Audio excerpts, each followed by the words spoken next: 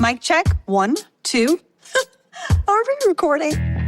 Hi, I'm Michelle Bernstein, an award-winning chef, restaurateur, and mom. I have a lot on my plate, including my psoriatic arthritis symptoms.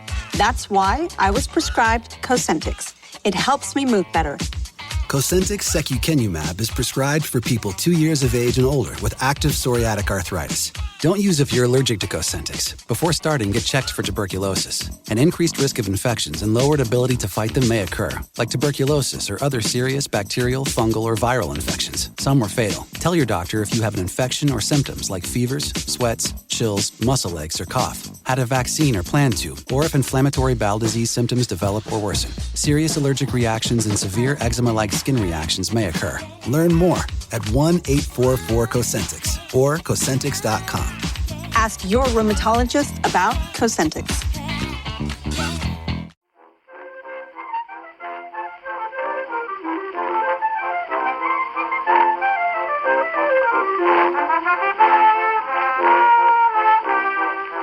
Did you know that the guy that started Green and Black's chocolate used to do the macrobiotic food at UFO? I did not know that. No. Lives in Hastings now. It's a bit they've all moved to Hastings. I don't think it's I've got a friend who's a chocolate. gritty and dirty, the texture. Green and Black. There's a really good website called Cocoa Lovers, which if you're really into chocolate, they send you a sampler box every month. Truly amazing chocolates with fabulous packaging from all over the world, and it's all single estate, the best. Once you taste that Green and Black, you realise it's crap. I know. It's just not very good chocolate. It's like, I remember when I was growing up, my parents, who were middle class, started drinking La Piat d'Or. Remember that wine? Yeah. 1950s wine, very classy. J'adore La Piat d'Or. Yeah, J'adore La Piat. Well, they didn't j'adore it for very long. It was sort of beyond Matthias Rosé, wasn't it? Yeah, a little bit beyond Julie Burchill said about erotic review readers when Chris Hart, for some reason, phoned her up and asked her to do a book review. So she took great delight in turning it down and getting a column out of it and saying they were like DHSS snoops who sort of drank Piat d'Or. And I thought the only possible retort to that was, yes, we love Piat d'Or. We frankly drink anything. But at the end of the party, we are the people going into your parents' sort of drinks cabinet and emptying it of every revolting. But you're Piat d'Oring my Green and Blacks, aren't you? They're like yesterday's news. Well, I'm just they're not saying single that estate. It's that thing, isn't it? Like it's just ordinary chocolate with a nice packaging on it. Yeah, I mean, the idea of a chocolate tasting menu, which is Cocoa Runners say we can organise a chocolate tasting event, you just think it's just madness. This is very good. I like Guilty the package. Chocolat. Oh my word! It's right that we should be talking about chocolate on this particular podcast, as we will soon discover. Yeah, I didn't even think of that. Should we start? Specialised topics, to be honest. Hello and welcome to the Backlisted podcast. Once more, we're gathered around the kitchen table of our sponsors Unbound, the website that brings authors and readers together to create good things to read. I'm John Mitchinson, publisher of the aforementioned Unbound. And I'm Andy Miller, author of The Year of Reading Dangerously. And this is Backlisted, a podcast where we aim to give new life to old books. We're joined as usual by author and working father Mathew Clayton. Hello, Mathew. And joining us for this edition of the show is columnist, broadcaster, occasional stand-up, and the Daily Mail's resident sexpert. No, actually, they just got rid of me. Did they? It's a tragedy. Joining us for this edition of the show is columnist, broadcaster, occasional stand-up, and until very recently, Daily Mail's resident sexpert, until she decided to go off and pursue interests. No, that's even worse. Rowan Pelling. Rowan's book choice, which we'll be talking about in a moment, is Darkness Falls from the Air by Nigel Balchin, or Balchin, we don't know which, and we will probably interchange between the two during the course of the podcast. But again, we find ourselves face to face, Andy. Yes. And the question I feel I must ask you, always slightly depressingly more than anyone else has ever read in the history of the world, but what have you been reading What have I this been week? reading? There's an interesting conundrum with doing this podcast now, where I keep discovering writers we've done on previous months or weeks that what I actually want to do is be reading another J.L. Carr or another Jean Rhys or another Shirley Hazard. But I have to find new things outside outside the backlisted Are you saying canon. that are we perverting your reading programme in some sort of dramatic way? It seems to be. Yeah, well, you'll see why in a minute. So this week I've been reading Diary of a Provincial Lady by E.M. Delafield. Have you ever read The Diary of a Provincial Lady? No, I haven't yet. I feel, as often with these books, I feel sort of I have. Yeah. Was it adapted for television at any point? It has been adapted for television. It was also adapted for radio about 6 or 7 years ago with Imelda Staunton in the role of the Provincial Lady. It's very funny. Which has honestly got to be a huge plus in its favour. So I read Diary of a Provincial Lady. You could probably read it in a day. It's very funny. Everyone who's ever recommended it to me has recommended it to me saying, you'll love this book, it's just incredibly funny. And it is incredibly funny. And it was written in 1930. It has all what we would now perhaps think of as the Bridget Jones diary style. Oh, yeah, I wondered about that. And it's clearly in a line. She said it's clearly in a line from Diary of a Nobody by Grace Smith as well. So you can see it in that tradition. I'm just going to read a couple of bits. There's loads of really funny book bits and pieces in Diary of a Provincial Lady. For instance, November the 11th. I'm asked what I think of Harriet Hume, but I'm unable to say, as I have not read it. Have a depressed feeling that this is going to be another case of Orlando, about which was perfectly able to talk most intelligently until I read it, and found myself unfortunately unable to understand any of it. There's another one here, November the 14th. Arrival of Book of the Month choice, and am disappointed. History of a place I am not interested in by an author I do not like. Put it back into its wrapper again and make fresh choice from recommended list. Find on reading small literary bulletin enclosed with book that exactly this course of procedure has been anticipated and that it is described as being, quotes, the mistake of a lifetime. I'm much annoyed, although not so much at having made possibly mistake of a lifetime as that depressing thought of our all being so much alike that intelligent writers can apparently predict our behaviour with perfect accuracy. So it's got that really chatty and funny thing going on. But I hadn't realised as well, it's beautifully, like all good comedy, perhaps, apart from that of Jerry Lewis, it's very melancholy. Yeah. That it has a real, quite modern, I think, sense of, we would say that the Provincial Lady suffers from low self-esteem and a neglectful husband and servants that she can't quite control and feels awkward with constantly. So there's the kind of comedy of social embarrassment as well. But also I hadn't realised that this is a properly feminist text, that it was commissioned by the feminist journal Time and Tide in 1930. And you can read it as an absolutely fascinating account of a kind of self-deprecating English woman's struggle to be valued for the things that she was good at, with laughter and with a kind of melancholic thing shot through it. I really loved it. I really loved it. And the sadness of it is, because it's called Diary of a Provincial Lady, and, you know, it has a kind of feminist subtext to it, it's hard to think that many men pick it up and read it and enjoy it. But they love it. The rhythm of the good comic writing is all about rhythm, and the rhythm of it is fantastic. Really, really wonderful book. So that's what I've been reading. John, it's a lovely idea that the going back and visiting these narratives, though, don't you think? That like you did with the Priestley book. I mean, I with English Journey. There is something extraordinarily vivid. I mean, maybe the diary form is good as well. I mean, I just was thinking that Bridget Jones, which is coming out, the new movie is coming out, it's hopelessly nostalgic now. The 1990s feels like a very long time ago when, you know, your worry was finding a man who was prepared to make a commitment. I mean, in the age of Tinder and sort of Snapchat, I mean, Bridget Jones seems almost as kind of quaint as E.M. Delafield. Yeah, it's that sort of speed of whether it's something about writing stuff down and making a book out of it. I love Bridget Jones's diary. You know, I think that is actually a very underrated book as a piece of comic writing. That it can be massively commercially successful, but also, again, the rhythm of it is absolutely terrific. And knowing what Helen Fielding's background is. No, it was a properly funny book. I went to the launch party. Did you? Yeah, there were 17 people there. Did you pull? As I just What come to back drink? from my What- honeymoon, no.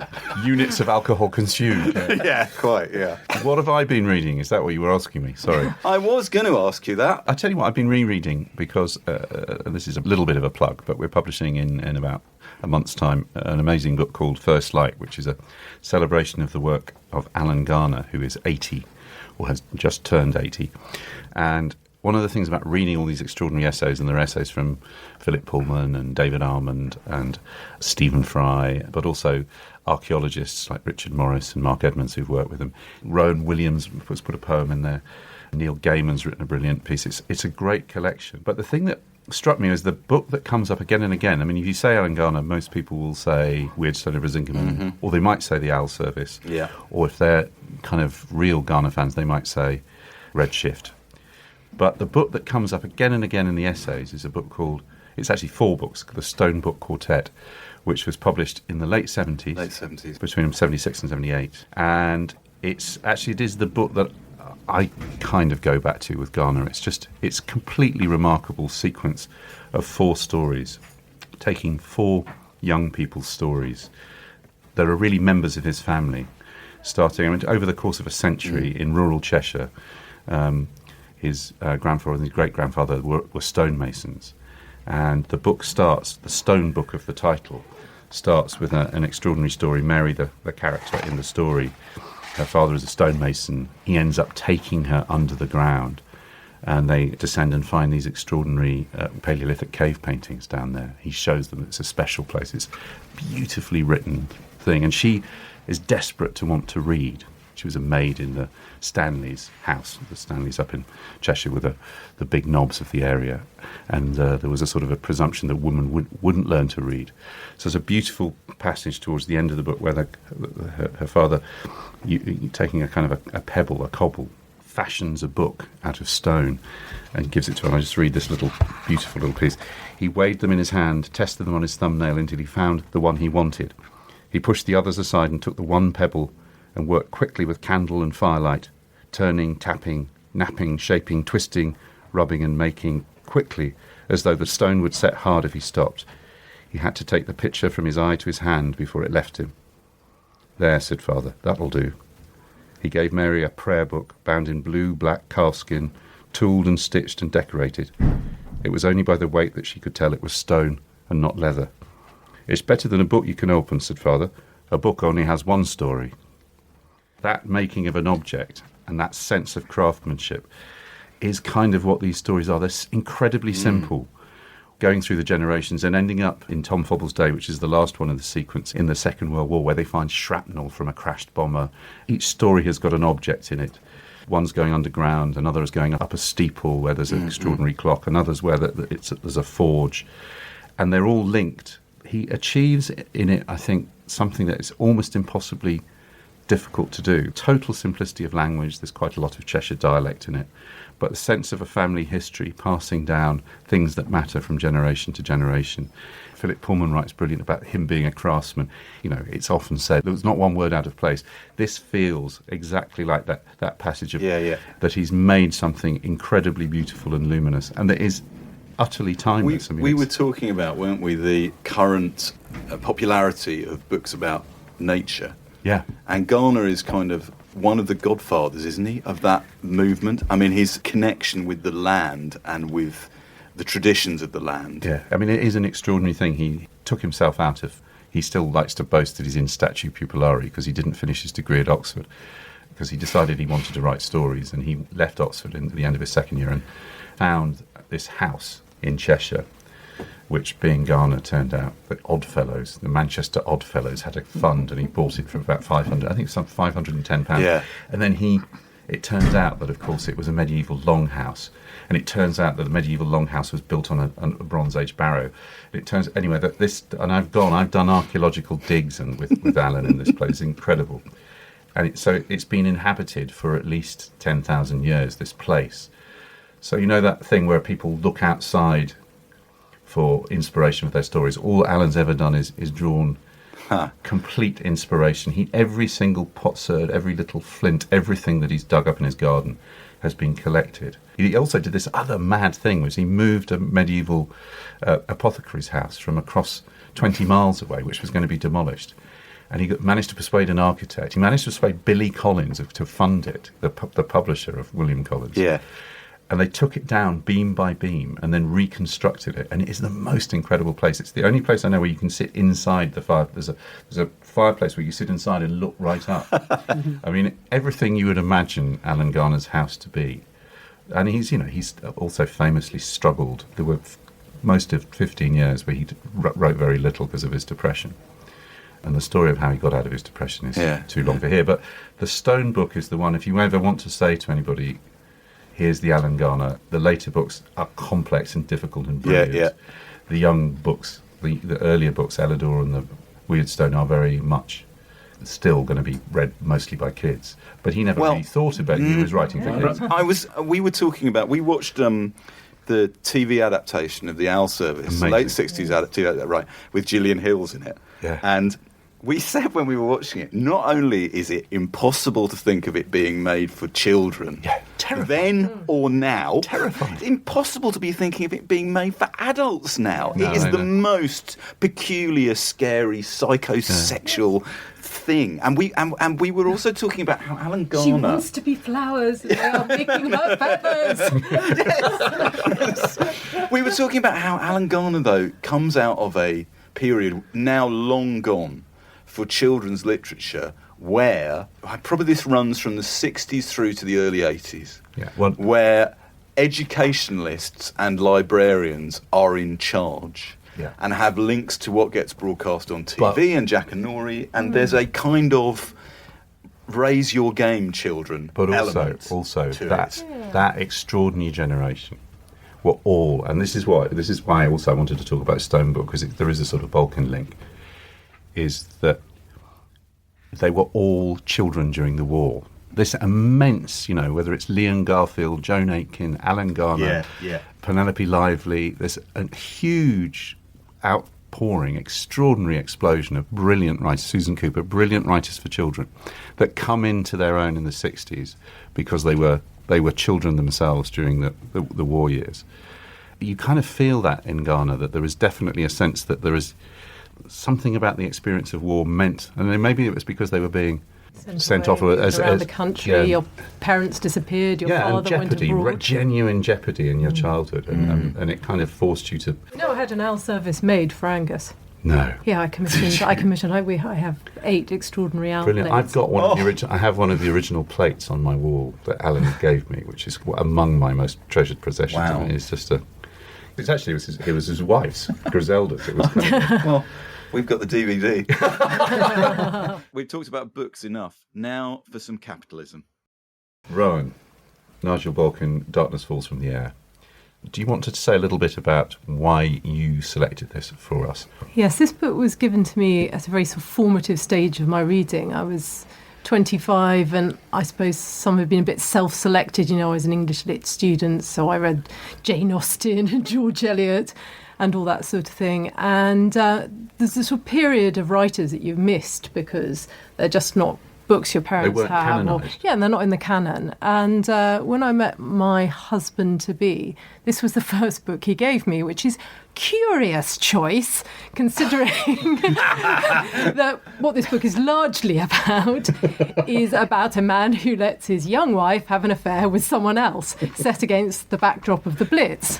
I suppose the irony of that didn't quite escape me at the time, but more than that, it's an absolutely brilliant bit of writing, and what I've sort of come to think of it as, it's like Graham Greene's The End of the Affair, except it's a bloody brilliant book rather than a slightly overwrought, ridiculous one. I put the two, try and compare them. No, I'll make a case for this. I think The End of the Affair, with all its sort of, passion over talking about onions and, no one can be real in love unless they're sort of consumed with jealousy. And then the absolute ridiculous thing. I mean, both of them concern the same love triangle, really. You have the civil servant husband who seems a bit sort of dull when you first meet him, or certainly sort of conscientious. Then you have an attractive writer who's, the sort of, devilish lover, the man who appears on the scene and tempts the young and beautiful wife into having an affair. Now, in Graham Greene, that's all pretty standard business, and the lover is the hero, and he's a writer, don't you know? And then later there's this absolute absurd deviation when the husband thinks the wife's having an affair with someone else. And do you know who that someone else is? It's God. It's bloody God. If you don't know what I'm talking about, just read it. But it's sort of ridiculous. And then you read Darkness Falls from the Air, and it's so much more interesting and subtle a book. But people don't tend to think that because it's also funny. There's this wonderful strain of sardonic humour that runs through it, which always means a book is taken less seriously. But it's to me an extraordinarily moving book about very British emotion. Which means that it must be suppressed and you have to read it between the lines. But here, the voice that you're most with is the civil servant, the conscientious husband, who could be dubbed as actually fascinating and rather heroic and defends himself with humour. And there are a lot of sort of duels that are really conversational duels between him and the lover. And then you have the younger wife, who is a little bit sketchily drawn. I have to say that's probably the weakness in the book, is that Marcia... You always feel you're a little bit outside her and maybe all her motivation. But it's a fantastic triangular relationship against the Blitz. Putting aside just for a moment the ad hominem attacks on the end of the affair, which is one of my favourite novels, I'm going to move straight. Oh, it really is. But I'm going to interrupt you just for a moment so I can, for people listening, we do a thing on Backlisted where we read the blurb on the back of the book, just as a way of not giving away spoilers, but just giving people the setting of the book. This is, and I'm reading off the back of an edition which, John... Are you responsible for this edition of Darkness Falls from the Air? This is really amusing. We just have a bit more background. Before Rowan's husband-to-be was Rowan's husband-to-be, he went out with my wife. My now wife. Not at the same time. I wasn't married to my wife. My hands are shaking, listeners, as I realise what we've stumbled on. Just to add more kind of mystery to the whole tale, he also gave Rachel, my wife, Darkness Falls from the Air, and she also completely fell in love with it. So Rowan and I sort of weirdly, I read it for the first time at Rachel's recommendation, just as you read it. But the fons et origo of all our love for Balchin comes from Angus MacKinnon, who was also the military editor at Castle when I was running Castle, and when we were doing the Castle paperbacks, without any hesitation from either of us, we brought back into print. And I think, Angus, what that blurb you wrote, I'm almost certain that. Okay, I'm going to read this blurb. So this edition. So I'm holding an edition which is published by Cassell Military Paperbacks. Castle Balchin Cassell Military Paperbacks, published and brought back into print by several people who love the book. Yeah. Why then did you decide to put this hideous cover on it? Honestly, you have no idea. Don't let me. I mean, all right, we'll come back to it. It's a terrible jacket. Okay, we'll come back to it. This is isn't the blurb. much better, to be honest. This is the blurb. Here we go. As the classic novel of the London Blitz, Darkness Falls from the Air captures the chaos, absurdity, and ultimately the tragedy of life during the bombardment. Bill Sarrett is a civil servant with an ostentatious lack of concern. He spends the war wining and dining expensively, occasionally sauntering out into the Blitz with witty remarks about the shattered nightlife of London's West End. But beneath this cheerful facade lies the real strain of war.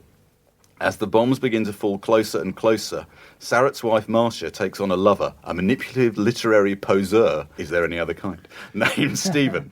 Sarrett tries to laugh off the affair, but while his cynical wit may crackle and spark, the bombs continue to fall, and his life begins literally to crumble around him. Literally to crumble around him. Are we sure? No, I don't think Angus couldn't have written that. I don't think that's quite right, because in fact it's not ostentatious sort of. He's not going around just jollying it up during the Blitz. He's acutely aware of the tension of, buying fine wine during that time, and he talks about that a lot, doesn't he? Well, I think that's a serviceable blurb. No, I don't think it's that good. It's better than this one, which I'm not going to read. All right. But look, I think that you have two really remarkable things here, and I have to say I, again, really enjoyed it, because I could remember almost nothing except for at one point the word uxoriousness is used.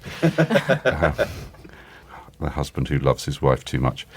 But the point is, it's an extraordinary. It was written and published in 1942, so it's a novel that was not the war recollected in tranquility. This was written when the Blitz was still happening. It has that incredible immediacy. I love the fact that you get no background. I mean, terse description it's not even terse. I mean, there's just nothing. You're just thrown into this.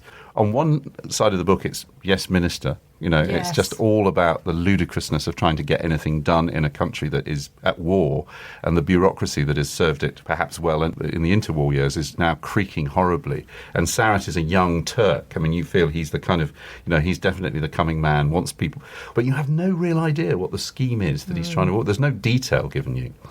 So it's an amazing, I think, an amazing and moving book about the sort of casualness with which people kind of war happens, and gradually the raids get longer and bigger and more violent. And we should say as well that I felt the descriptions of the raids themselves are completely extraordinary. Yeah. To be written in the moment, as it were, and be so evocative and so powerful about bringing home the experience of the Blitz. And the way he ramps that up, I think, is extraordinary. The fact that, they get the two main characters, Marcia and Bill, get more concerned. They're very blasé and going out to restaurants to begin with. But actually, there's not that much wining and dining. It gradually becomes darker and darker. But it's that, and then it is this incredibly, it seems to me, incredibly. This is not Brief Encounter. I mean, this is a really modern, grown-up kind of attempt to deal with a problem that afflicts, I should imagine, many marriages, which is that, one partner's having an affair and the other one's trying to deal with it. The guy, Stephen, I would say, is not a terribly brilliantly written character. He's a sort of slightly... I think Stephen's... I think he's a great comedic creation. I think he's totally recognisable. You slightly see like him, a grown-up Fotherington Thomas. But you see him in Soho every night. Yes, true. Just, at the moment. I mean, he's completely contemporary in many ways.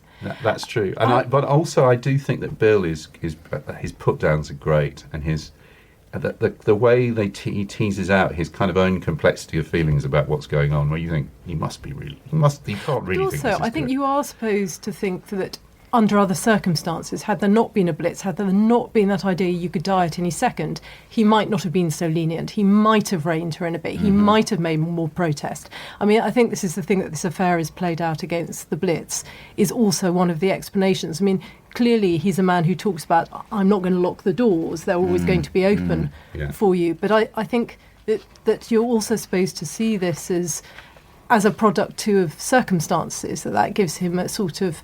he just feels, what's the point? What's the point under this circumstance to suddenly, try and limit someone's life, which might be limited anyway? We should also say that so much of the character, is conveyed via dialogue. That description is applied to buildings and bombing raids. It's very good on buildings. There's a brilliant quote here. L.P. Hartley, author of The Go-Between, reviewed one of the later novels and said, Balchin's characters only have to open their mouths to reveal a personality. Yeah. Which is true, and is also a great trick if you can pull it off. Very difficult to get right.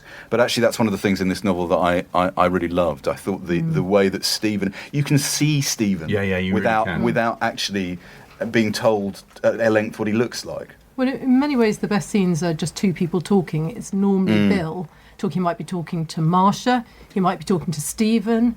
He might be talking to his friend. To one of his friends from the ministry or something like that. When you're in that tight situation, you get everything you need to know is revealed then, isn't it? In those exchanges.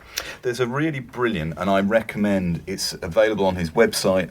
And I recommend it to anyone listening here who wants to find out more about Balchin. There's a brilliant essay by Clive James, which was written in 1974, called The Effective Intelligence of Nigel Balchin. And he says several really interesting things. In fact, I'm going to say these both now, Rowan, because I think you'll want to respond to both of them. And given the Graham Greene thing, it's fine.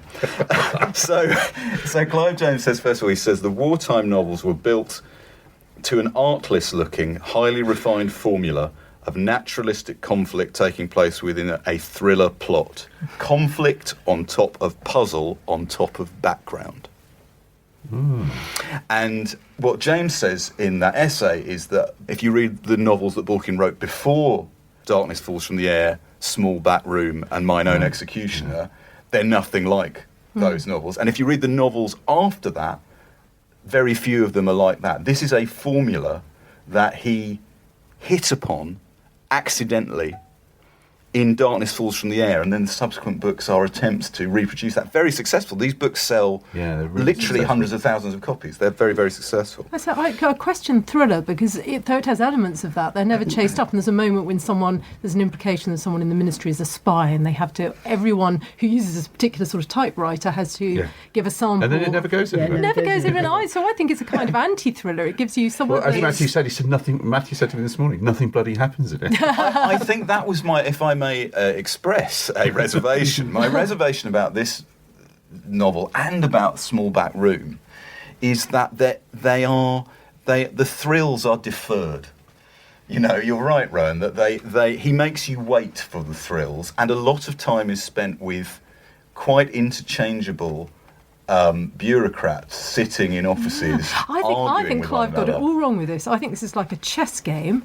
And it's like watching tiny little moments happen between people. And what you really wonder, it's really about, will Marcia will she be totally conned by Stephen? Will she move in with him? Will she not come back?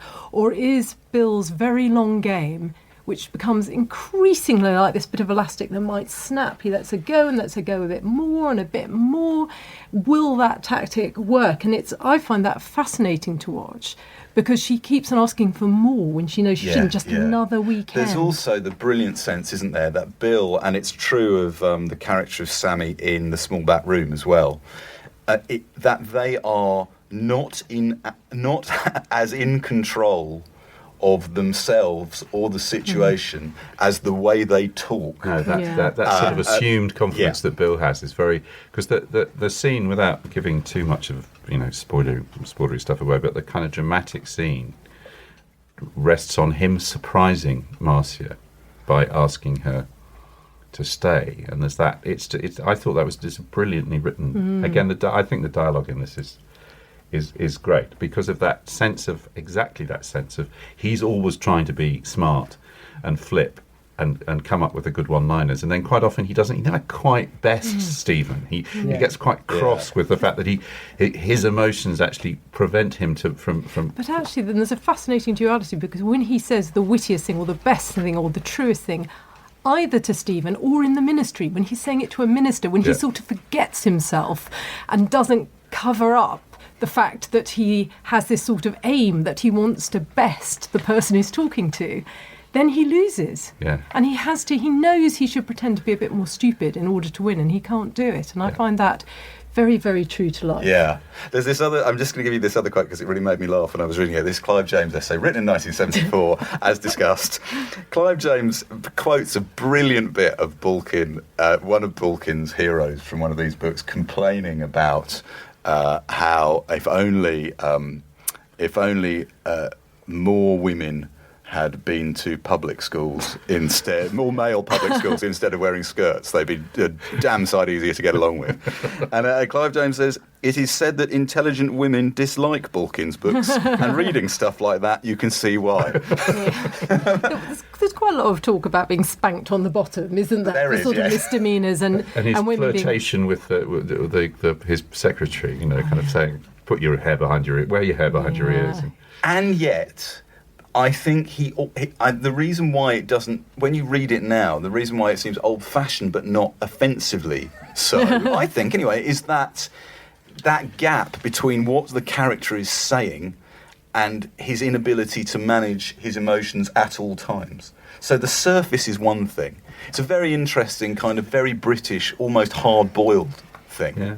You know, that the surface is telling you one thing, but everything underneath is pulling in the other direction. I think that's what I love, because you could say, and when people don't like this book, and you know, if you look at Goodreads or something, people go, "Well, this man's letting his wife have an affair," and you know, they really just cannot comprehend this. So therefore, they despise him or think his emotions aren't deep. And in fact, it's very clear that his emotions run incredibly deep. That he loves his wife with all his heart. That she is the centre of his life, and yet he also knows that to love her properly, he wants to give her the freedom that he feels she needs at that moment, and that seems to me the most generous thing one human being can do for another, to give them freedom. I mean, I think that's absolutely true. There's a couple of scenes in the book where he writes, you know, the scene where they're with the Germans. I love that scene. Which is kind of brilliant, and there's this great bit. It's well worth reading out. He says, "We have no small virtues at all." We're talking about the English.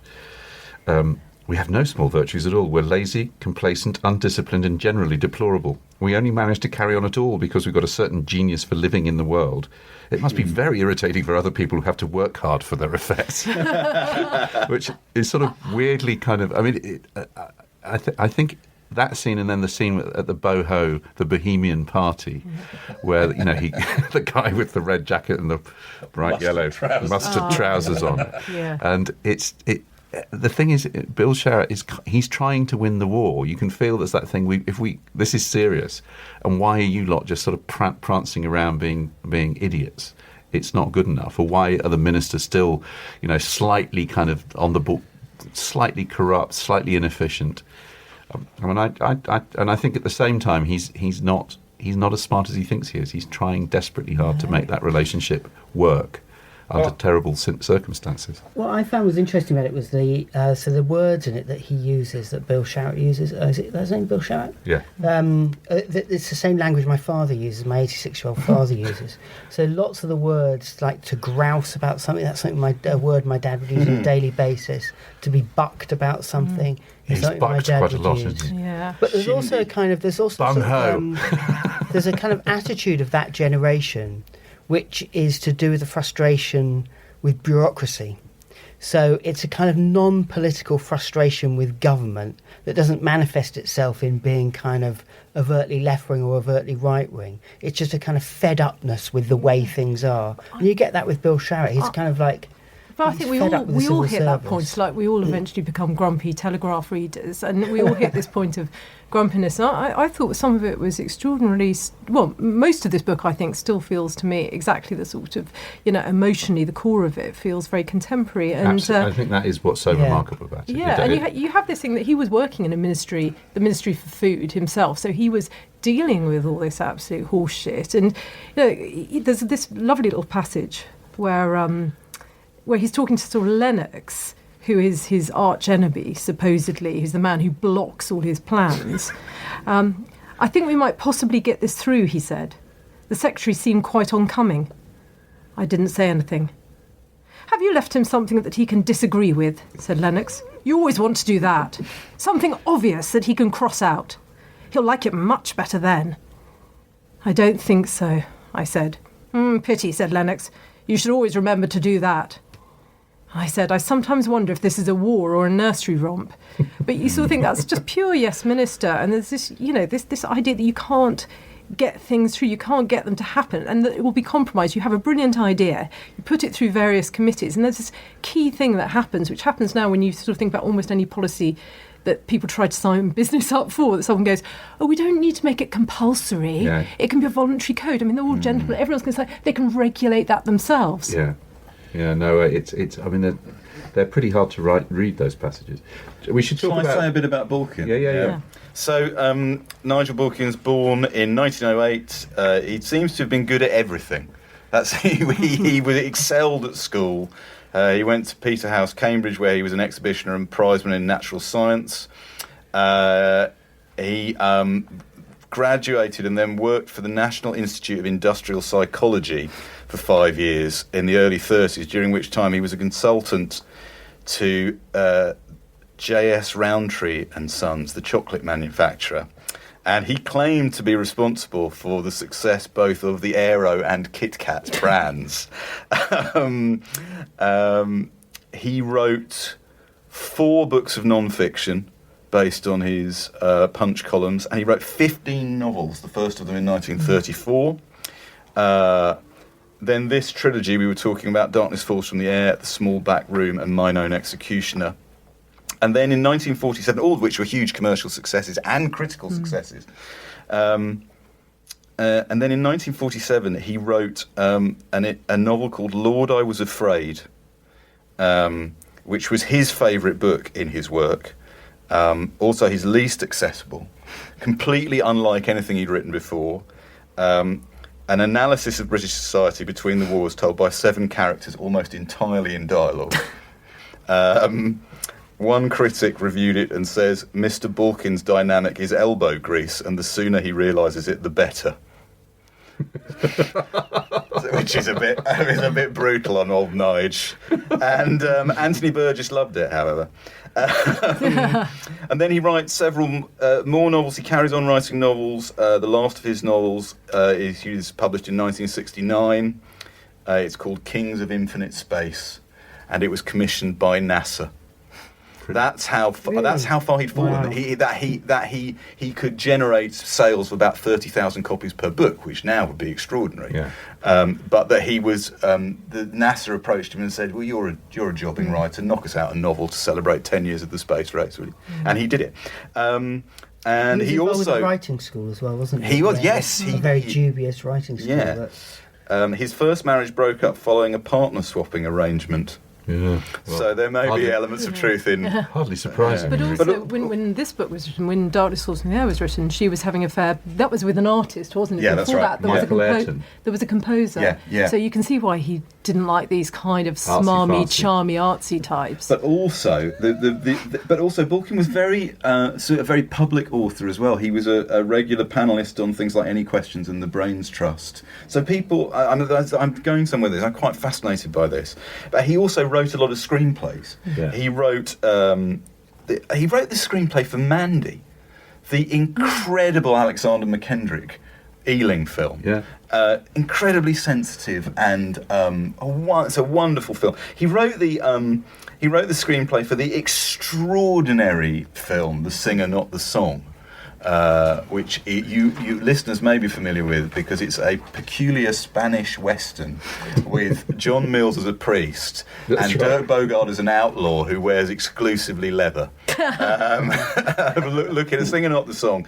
And he also wrote the first draft of the screenplay for the Liz Taylor and Richard Burton Cleopatra. Yeah, I love that.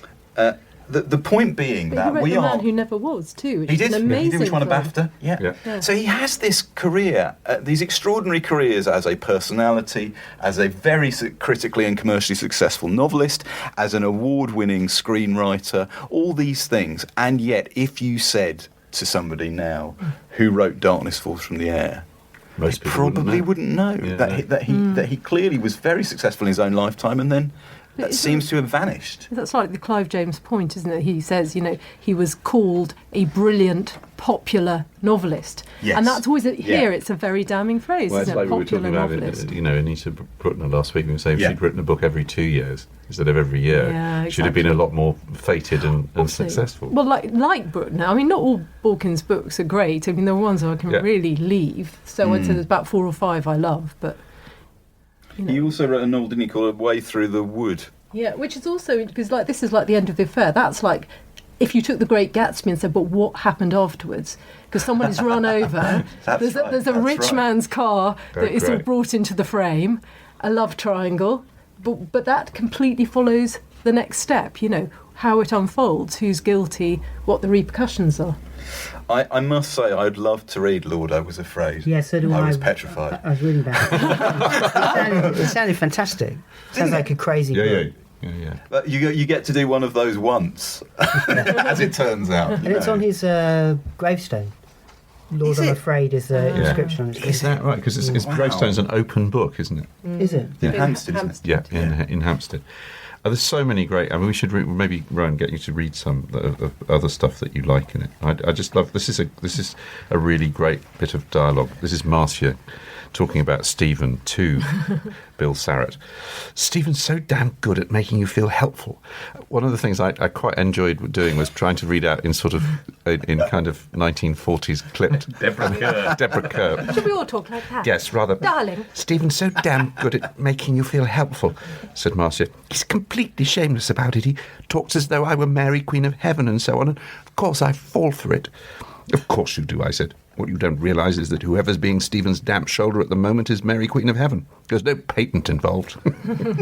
I think I must be mad, said Marcia. It's the war, I said, or the weather.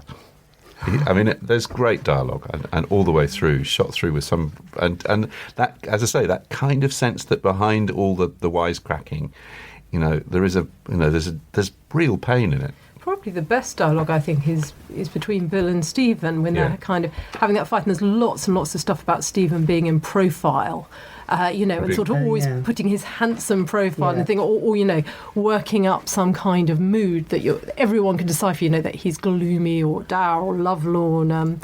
But I think the first chapter, actually, in a way, is something you could almost teach to people who wanted to write as a way of plunging you straight into something. The total immediacy, but all the little clues are there about everything. You have Bill introduced, and he's been at the ministry for ages. You have him looking at barrage balloons. Then you have him going for a drink with his best friend. I love this line when he says, "I had a drink while I waited for Ted, and it went down very well. And I had another, and that went down very well too. I told myself that I was beginning to drink too much, and ordered another."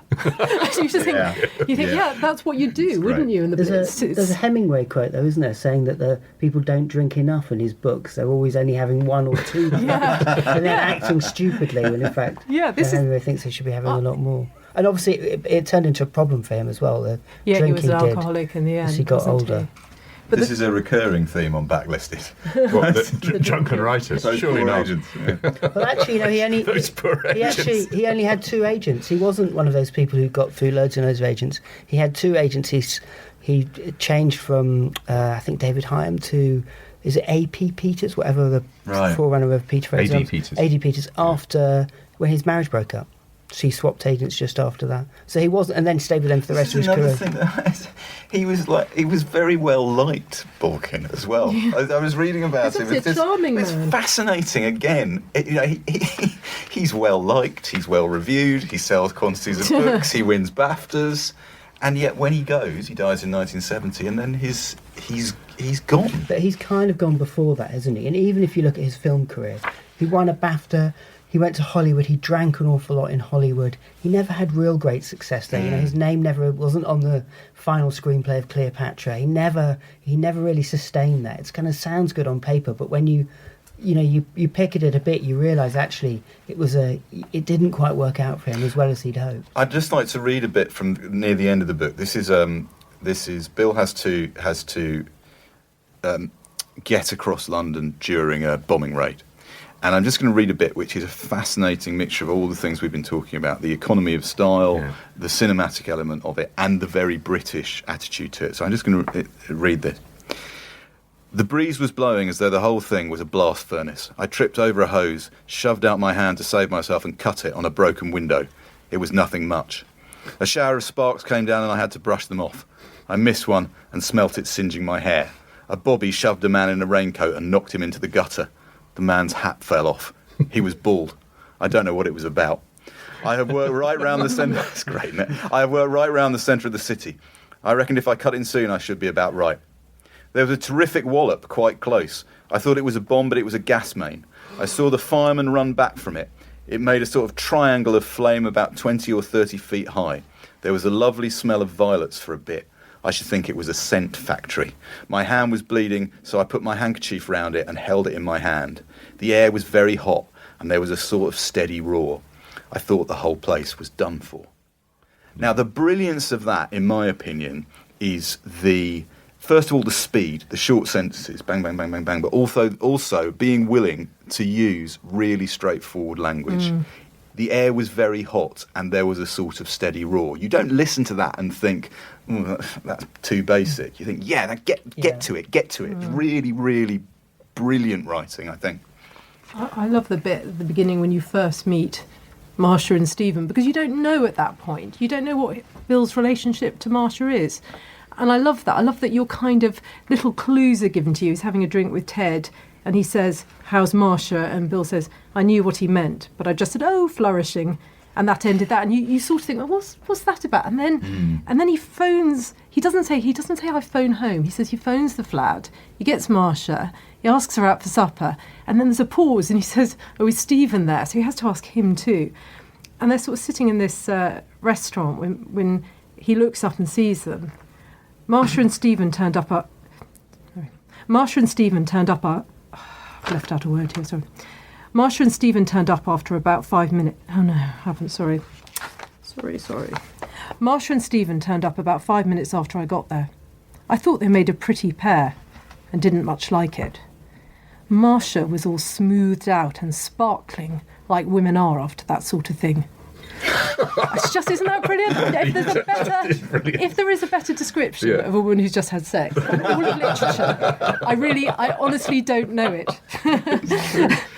And Stephen was looking big and handsome and haunted, and so like a creative artist that you wouldn't have thought he'd had the nerve to go around looking like that.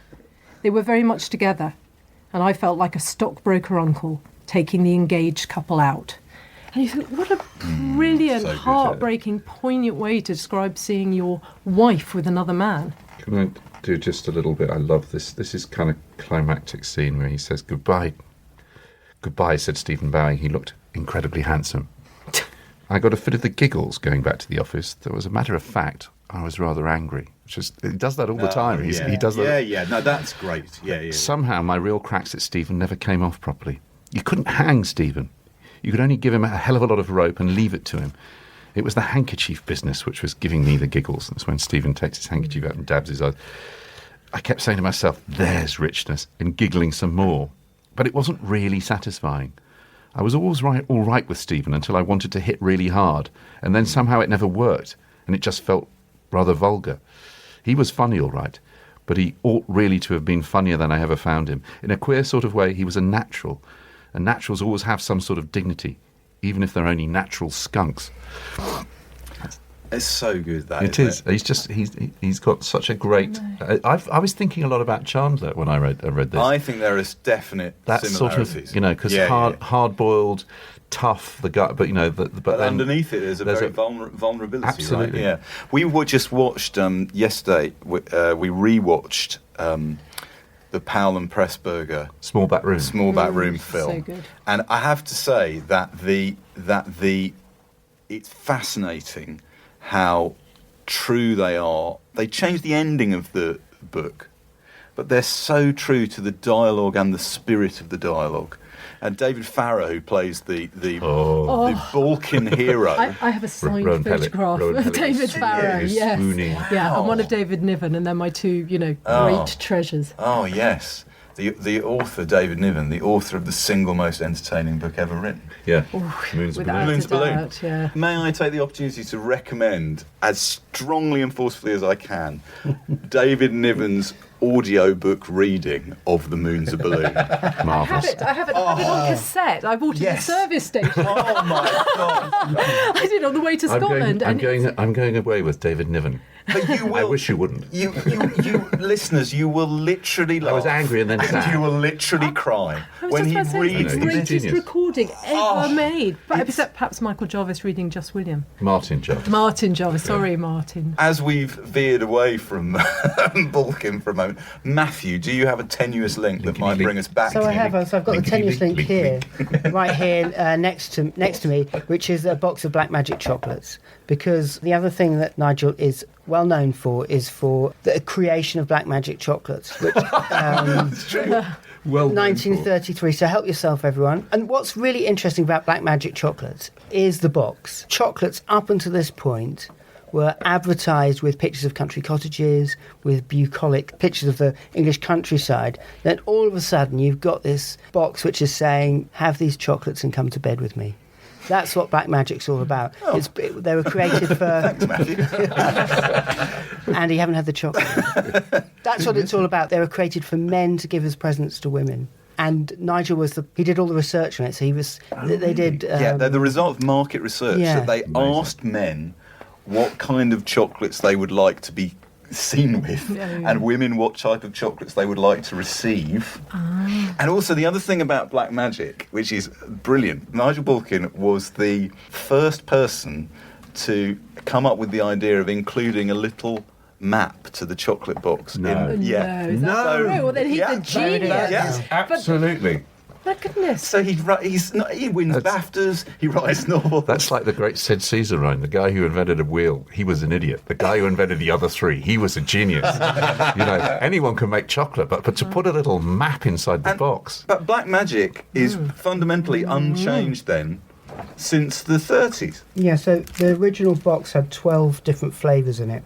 Speaking of things 6 that of them change, survive. was anyone else struck while reading the book by the all-night boots on Piccadilly? Yes! Yeah. Being there during the Blitz. I know. mean, how often has that place always been open when you need it? You're desperate, you've got, some terrible sort of fungal infection, and the only place in London you can go is the all-night boots. You think, even You could probably during buy the blocks Blitz. of black magic there as well. So this book was not available from the Boots Lending Library because it was considered too adult for just those reasons. The book that this did remind me of, bring this full circle, is a different Graham Greene novel. It really reminds me of The Ministry of Fear, which is one of the more obscure Greene novels written during the war, tremendously good at evoking a London which is at the beginning of the Blitz, where the railings have been taken away around the parks, where people are still going to pubs because they haven't quite worked out what else to do, how dangerous it's going to be. It's because like this novel, it's on the cusp of the phony war and the real bombardment.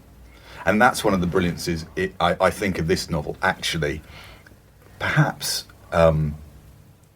we can't say the extent to which it's deliberate because of when it's written, but it's fantastic how, as it goes on, London becomes more and more heavily bombed. It unravels, doesn't it? And the things that they're wandering the streets becomes a difficulty, and suddenly there are huge pits. And when, as you say, the difference between the West End and the East End of London. There's a great line where he says that when he goes over to Stepney, it was far worse than anything I'd seen so far. In some of the really slum streets, the places hadn't waited to be hit; they'd just fallen down at the thought of it.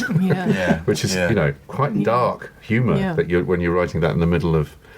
But it's I don't think I've read a book that's carried that sense of gathering kind of jeopardy in quite the same way that it starts off. They're going as tourists and watching, and they feel in control of it. But then gradually, as the narrative gets darker, so does the bombing raids get longer. They're working in offices where all the windows have been blown out.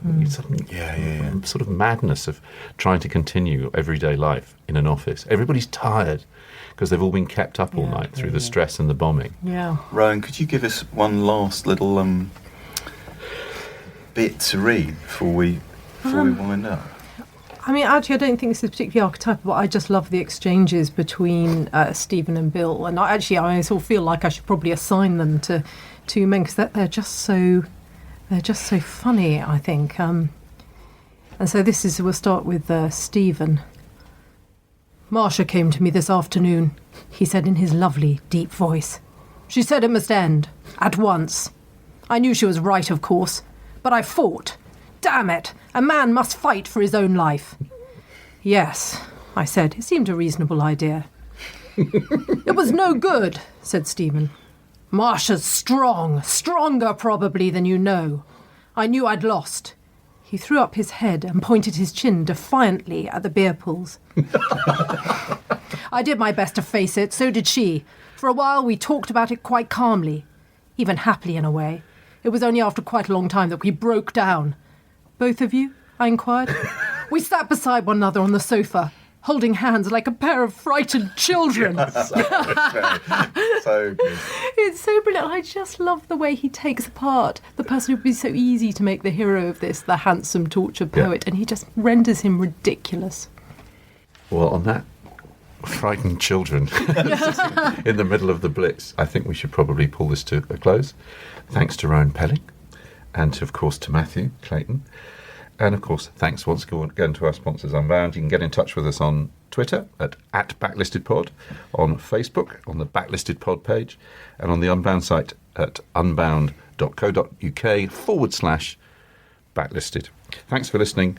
We'll be back with another show in a fortnight. Until then, it's good night from me. And I'd like to personally apologise to Graham Greene. I think as I read the end of the affair after this, I could never like the end of the affair. Because everyone told me...